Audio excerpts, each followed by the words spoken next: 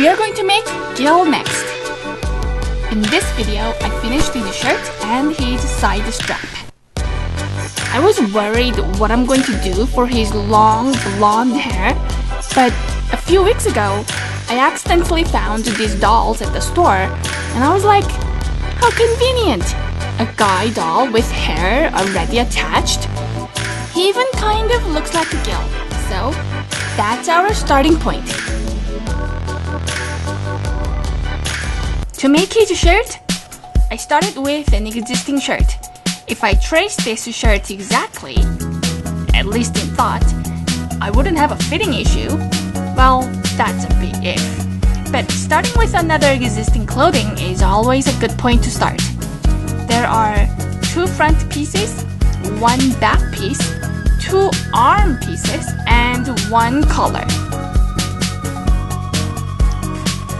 I draw only half the garment, then fold it in half and cut out to make the complete garment, because we humans are, well, in theory, symmetric. I keep adjusting size and shape until I feel like I got it right exactly. The thing about sewing for this tiny clothing is that the seams are very tiny too.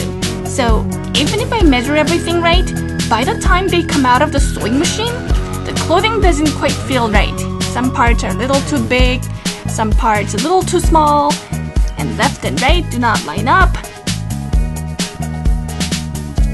But it doesn't have to be exactly right.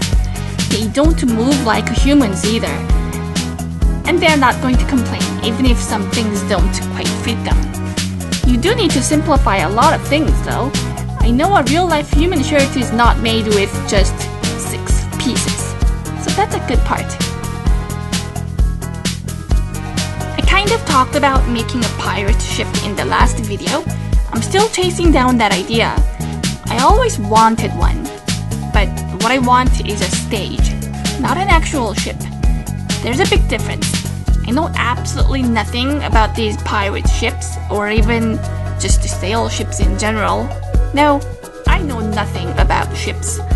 But after some research, most of these pirate ships that we see in movies are a type of sail ships called galleons. Basically, 3 masts, a raised quarterdeck with a fort, which is most times used as the captain's quarter, but during a siege, it's the last place of defense. Now after making my patterns, I trace them onto fabric. It doesn't matter what color the fabric is, I'm going to paint them later anyway. I further divided the front panels into 3 more pieces.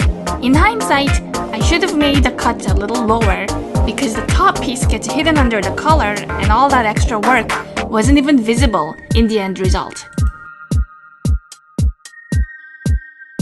And then it's sewing time! Sew the 3 panels of the front piece together.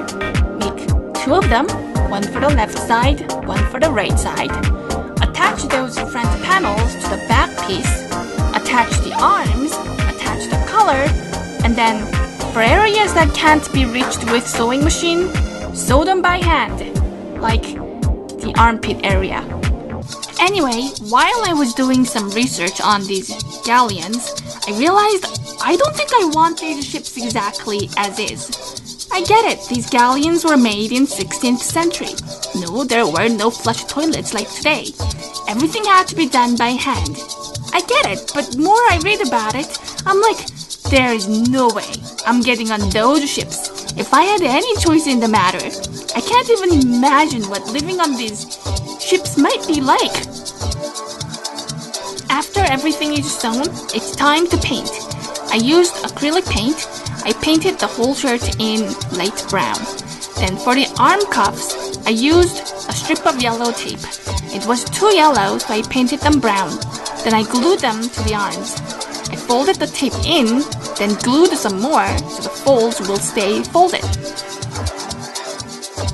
The arms came out a little asymmetric. The right side was a little longer than the left side, so this was a good time to adjust the lengths using the tape. For the button linings, or whatever they are called, I sewed 2 strips of fabric. Then I painted them brown and then glued them to the shirt.